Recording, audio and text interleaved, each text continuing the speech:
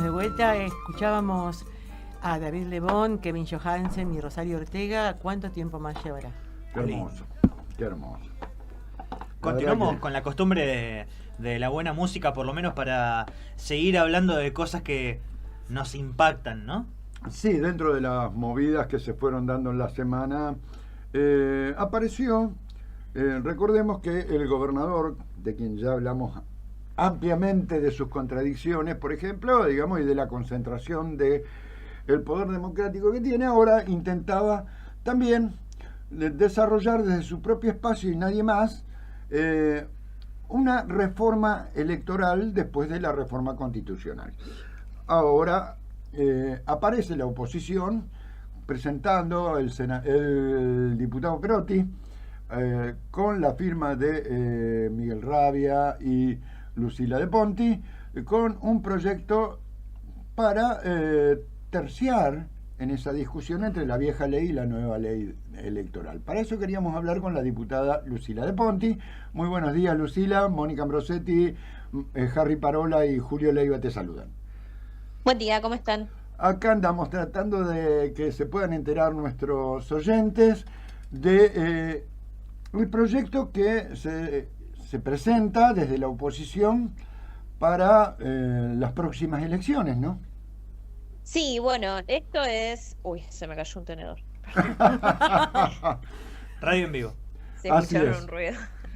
Esto es, te decía, un proyecto que en realidad tiene que ver con la actualización normativa que obliga a hacer la reforma constitucional, donde se modificaron cuestiones referidas al orden electoral y que eso establece que tiene que haber una nueva ley electoral en la provincia de Santa Fe.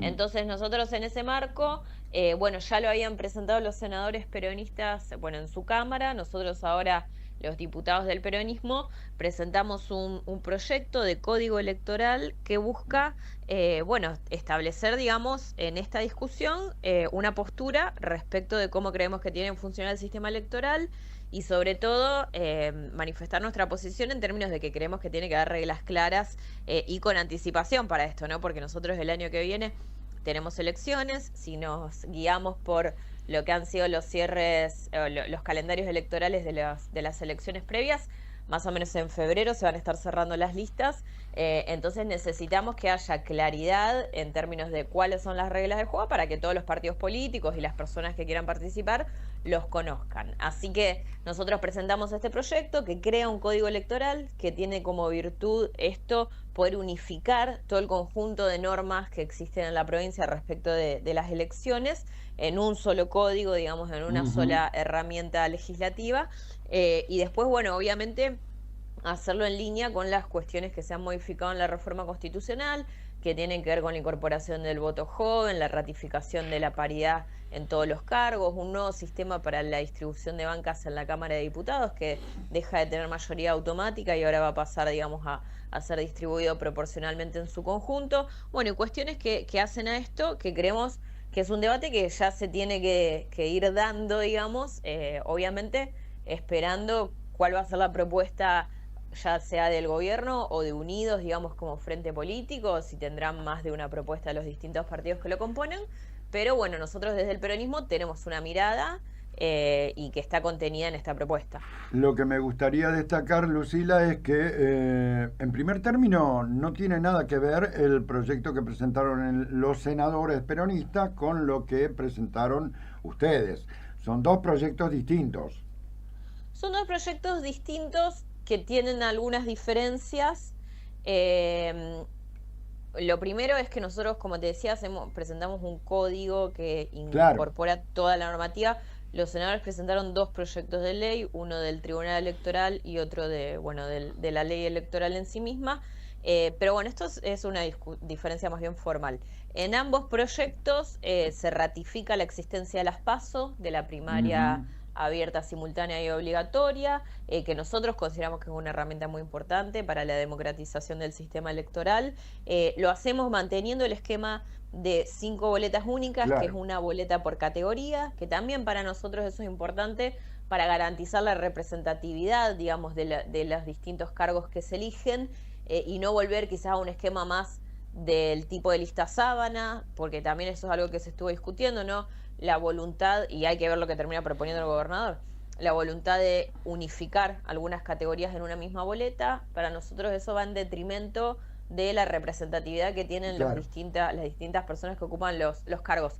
La diferencia más grande que hay con el proyecto de senadores es el piso que se establece para el umbral, digamos, que uno tiene que superar para entrar en la distribución de las bancas, donde nosotros lo fijamos, hoy es 3 puntos, 3%, digamos, del padrón. Nosotros lo fijamos en 3,5, o sea, es casi igual, digamos. Y los senadores lo ponen un poquito más alto, lo ponen en 5 puntos. Esa es como la diferencia principal que existen entre los dos proyectos. Otra pregunta puntual. Buen día. Buen día, Mónica. ¿Cómo estás? Te quería Bien. preguntar sobre las sanciones al transfugismo. Sí, sí. Si nos puedes contar un poco a la audiencia. Bueno, esa es una cláusula que nosotros incorporamos, que tiene que ver con también mantener un poco la idea de que las distintas propuestas de cada uno de los frentes representan un proyecto político, ¿no? No es que estamos eligiendo individuos que por sus propias atribuciones y capacidades van a ocupar un lugar, sino que son expresión y representación de un proyecto político. Entonces, lo que nosotros incorporamos fue una cláusula en la cual los legisladores, sobre todo, que ingresen por un determinado frente político, si de alguna forma rompen el acuerdo o toman una posición distinta, bueno, se los puede sancionar con la quita, digamos, de la banca, la remoción del cargo. Bueno, esto es algo que quizás es medio difícil lograr que se apruebe, pero para nosotros era importante porque han sucedido en las últimas elecciones casos de este tipo, que no tiene que ver con que uno pueda expresar su particularidad, porque por ejemplo yo tengo un monobloque en la Cámara de Diputados que bueno, donde represento, porque yo entré por una lista interna, digamos, Claro. a conformar, pero formamos parte de un mismo interbloque. Seguimos de alguna forma tomando decisiones en el marco de la discusión colectiva con el Partido Justicialista y los otros partidos que componen nuestro frente, y de alguna manera nos manejamos en ese marco. Hay algún otro legislador que ingresó por nuestra lista y que hoy directamente es legislador del Frente Unidos. Entonces Sí. ahí a nosotros nos parece que es algo frente a lo cual hay que poner un límite, porque si no, la verdad es que se está usando la herramienta electoral y el acceso a una banca para un interés absolutamente individual y personal que ni siquiera sabemos cuál es. Exacto. Sí, interesante, y también otro de los puntos que me parece a destacar es, en consonancia con la Constitución, es la cuestión de la construcción de una justicia electoral permanente, digamos. Sí. Eso me parece importante. Y por otro lado, lo que veo como ausencia en todos los proyectos es la posibilidad de una revocatoria de mandato por los mismos argumentos que vos planteaste, digamos, de conservar en el partido la banca. Sí, la revocatoria de mandato, nosotros la hemos, nuestra propuesta del peronismo, digamos, la revocatoria de mandato tiene una ley específica que ya habíamos presentado anteriormente, porque además la Constitución establece que la ley que regule el mecanismo de la revocatoria de mandato es una ley que tiene que ser aprobada con una mayoría especial de 2/3. Entonces, necesariamente tiene que ser una ley específica, digamos, cómo es el mecanismo por el cual la ciudadanía puede destituir a alguien de su cargo, ¿no? Esto está, nosotros lo hemos propuesto antes incluso, la ley específica, y después lo que la ley electoral incluye nada más es respecto a los mecanismos de participación ciudadana, Claro. es cómo se realiza la votación, digamos, porque yo puedo querer remover a un funcionario cualquiera, digamos, y tengo que juntar las voluntades para presentarlo y demás, pero después hay que hacer una elección para que la gente vote por sí o por no. Entonces Referéndum. lo que la ley electoral regula es eso nada más, pero toda la otra parte del procedimiento está en una ley específica. Lucila, ¿cómo estás? Manuel Parola te saluda. Una de las ¿Cómo estás? cosas que estaba viendo y que me había llamado la atención es que amplían los mecanismos de democracia directa dentro de la provincia, algo que hasta ahora no se había debatido, por lo menos en voz muy alta, de frente a la sociedad. Dato de color, algo que me parece que es una conducta que se viene repitiendo en la provincia. Pero te quería preguntar justamente por eso, por los mecanismos de democracia directa. Recién mencionaste el referéndum. Sí. ¿Qué otros puntualizaciones se hicieron adentro del proyecto?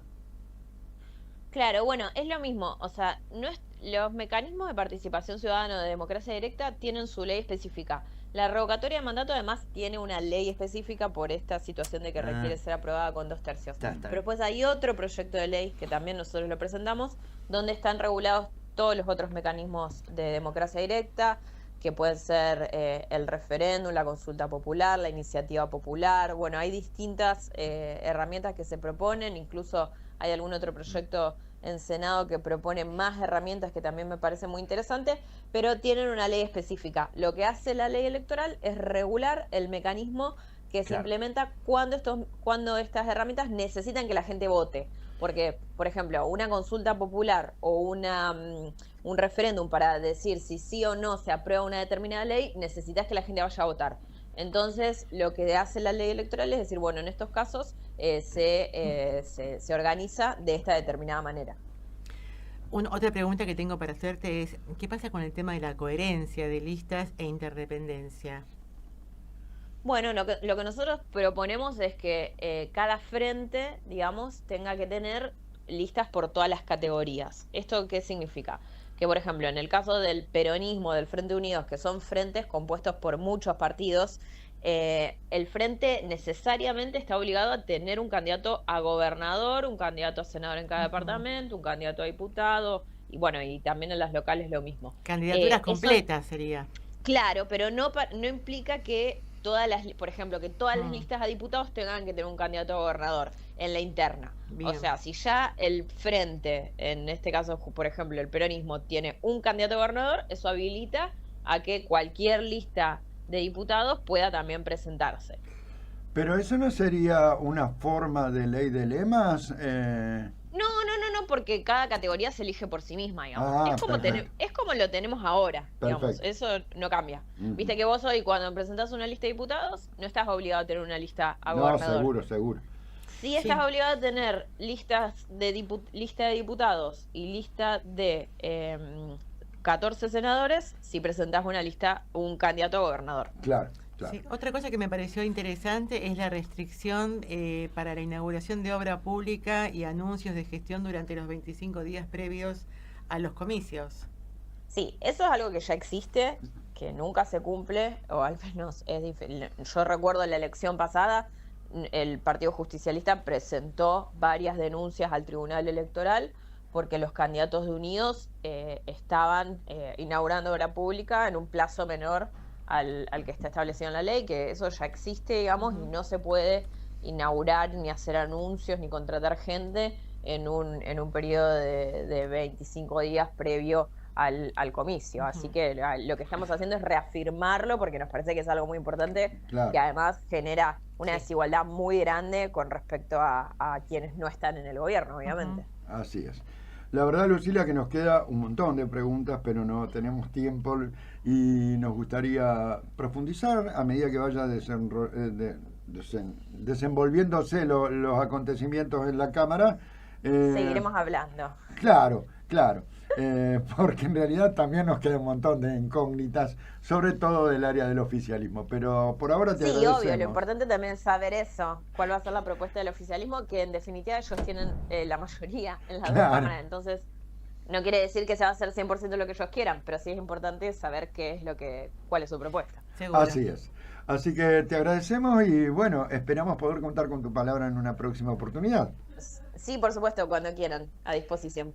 Un abrazo. Muchas gracias y que pueda Lucila. disfrutar del fin de. Un abrazo grande. Chau. Pasaba la diputada Lucila de Ponti hablando de un proyecto de reforma de la ley electoral en la provincia de Santa Fe.